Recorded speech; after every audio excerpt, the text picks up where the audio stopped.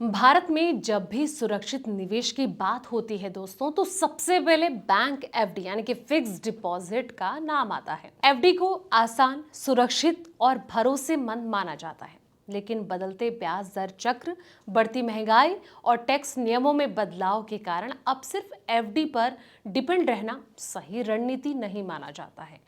तो चलिए जानते हैं कि और कौन से ऑप्शन मार्केट में मौजूद है। नमस्कार, मैं हूं आपके साथ संध्या बिष्ट और आप देख रहे हैं द इकोनॉमिक टाइम्स हिंदी। सिर्फ एफडी क्यों काफी नहीं है? एफडी में आपका जो पैसा है वो सुरक्षित रहता है दोस्तों, और रिटर्न तय होता है, लेकिन असली सवाल ये है कि टैक्स काटने और महंगाई को जोड़ने के बाद आपके हाथ में क्या बचता है। अगर आप 30% या फिर उससे ज्यादा टैक्स स्लैब में हैं, तो कई बार एफडी का जो रिटर्न है वो टैक्स के बाद महंगाई से भी कम रह जाता है। यानी कि पैसा सुरक्षित दिखता है, लेकिन उसकी असली कीमत धीरे धीरे घटती रहती है।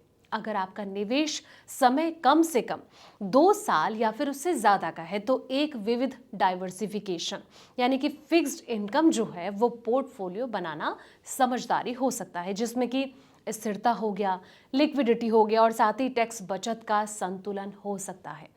सरकारी बॉन्ड सुरक्षित माने जाते हैं दोस्तों, और अच्छे ब्याज दर चक्र में दर लॉक करने का मौका देते हैं। वहीं डेट म्यूचुअल फंड ब्याज दर और क्रेडिट जोखिम को प्रोफेशनल तरीके से मैनेज करते हैं। पोस्ट ऑफिस, टाइम डिपॉजिट, सरकारी bond, debt mutual fund, income plus कहीं ना कहीं अगर देखा जाए तो ऑर्बिट्राज फंड, तो ये काफ़ी फायदेमंद आपके लिए हो सकते हैं। इक्विटी सेविंग फंड, इन फंड्स में लगभग 50 से 60% हिस्सा डेट और बाकी ऑर्बिट्राज रणनीति में लगाया जाता है। 2 साल से ज़्यादा निवेश पर इन पर जो long term capital gain tax है वो 12.5% लगता है, जो कि कई बार एफडी से ज़्यादा फायदेमंद हो सकता है।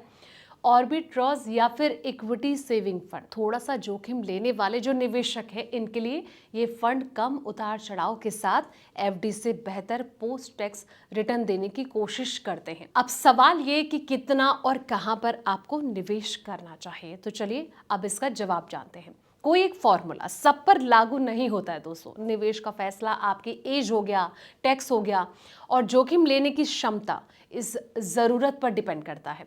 रिटायरमेंट के करीब लोग ज्यादा सुरक्षित ऑप्शन चुन सकते हैं, जबकि युवा निवेशक जो है वो थोड़ा संतुलित जोखिम ले सकते हैं।